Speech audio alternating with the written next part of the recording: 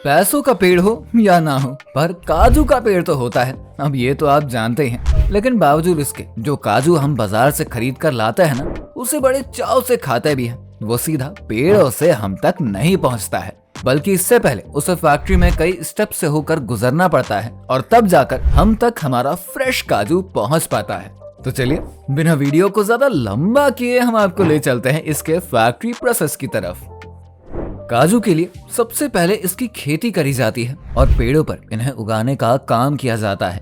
पेड़ों पर लगे हुए काजू कुछ ऐसे दिखते हैं जिनके साथ ये जहरीला फल भी जुड़ा रहता है, और अगर गलती से भी ये फल कोई खा लेता है ना, तो उसकी जान भी जा सकती है। अप्रैल से मई के महीने में जब काजू के ये फल पक जाते हैं, तब काजू के इन फलों को पेड़ों से तोड़ने के बाद इनको इकट्ठा कर लिया जाता है। इन फलों को काजू एप्पल के नाम से जानते हैं, जिसमें कि नीचे की तरफ छोटा सा एक और हिस्सा जुड़ा होता है। ये वही हिस्सा होता है जिसके अंदर हमारा काजू रहता है।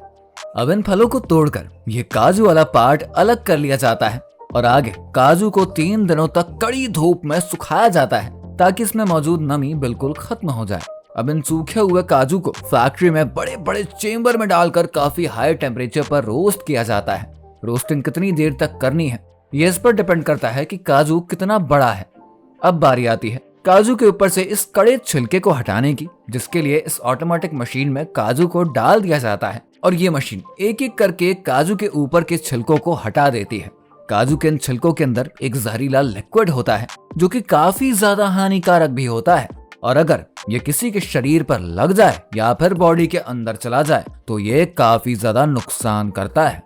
अब इसके अगले स्टेप में बारी आती है एक बार फिर से काजू को हीट करने की, ताकि अगर गलती से भी उस पर यह लिक्विड रह गया होना तो टेम्परेचर की वजह से ये सूख जाए और उसका असर भी खत्म हो जाए। ये काजू यहाँ पर 75 से 85 डिग्री तक गर्म किया जाता है, जिससे कि काजू पर लगा ये लिक्विड अच्छे से सूख जाता है और अब इसे यहाँ से बाहर निकाल लिया जाता है। लेकिन इसके बाद अभी काजू की एक और परत हटानी बाकी होती है, क्योंकि मोटे छिलके के अंदर काजू के ऊपर एक पतला सा छिलका और होता है, जिस वजह से इसे पीलिंग मशीन में डालकर काजू के ऊपर पतले वाले छिलके को भी छील कर अलग कर लिया जाता है। कई जगहों पर यह काम मजदूरों के द्वारा भी किया जाता है, जहाँ पर वो एक चाकू लेकर एक एक करके हर एक काजू से ये पतले वाले छिलके को हटाते हैं। अब इसके बाद काजू के कलर, साइज और शेप के अनुसार उसे अलग अलग कैटेगरीज में डिवाइड कर दिया जाता है और ये तय किया जाता है कि किसकी कीमत कितनी होगी।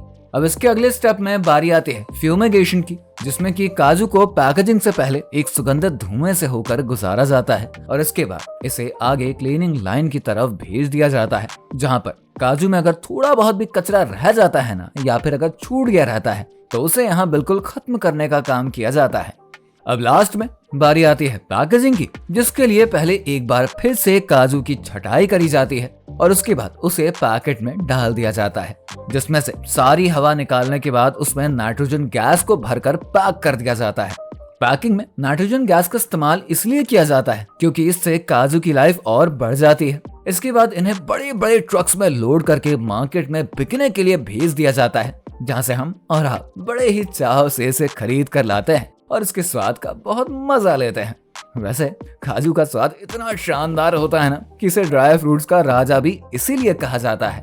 उम्मीद है काजू की फार्मिंग से लेके उसकी हार्वेस्टिंग और उसकी फैक्ट्रीज के पूरे प्रोसेस के बारे में जानकारी देती हमारी ये वीडियो आपको पसंद तो आई होगी। अगर हाँ, तो हमारी वीडियो को लाइक और शेयर करके हमारे चैनल क्रेजी ट्रेंड्स को सब्सक्राइब करना बिल्कुल ना भूलें। और हाँ, अगर आप चैनल पर पहली बार आए हैं तो हमारे चैनल पर सभी लेटेस्ट वीडियोस के अपडेट के लिए साइड में बने हुए बेल आइकन को प्रेस जरूर कर दीजिए।